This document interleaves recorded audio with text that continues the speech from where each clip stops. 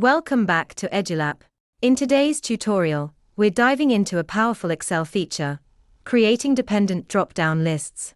This is incredibly useful for improving data entry accuracy and making your spreadsheets more dynamic. As you can see, we have a table with department and then columns for sales, finance, marketing, HR, and IT, each with a list of employees. Our goal is to have that employees drop-down list change based on the department selection. First, let's create the department drop-down list. Select the cell where you want your first drop-down to appear. Go to the Data tab, then click on Data Validation in the Data Tools group.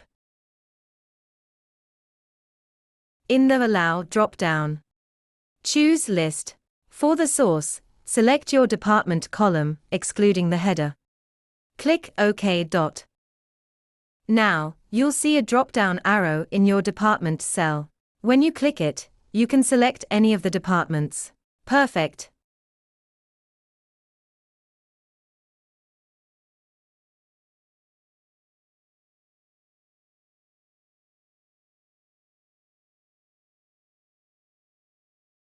Next, we need to name each of our employee lists.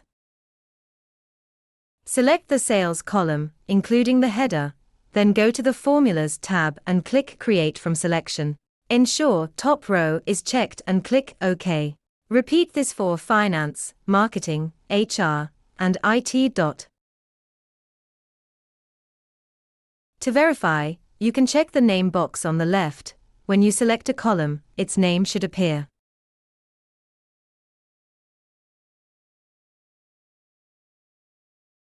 Now for the dependent list. Select the cell for employees. Go back to Data Validation. Again, choose List for Allow.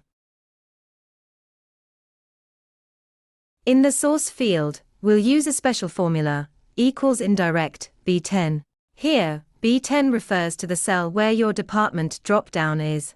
This formula tells Excel to look up the name of the selected department and use that named range as the source for the employee list. Click OK. Let's test it out.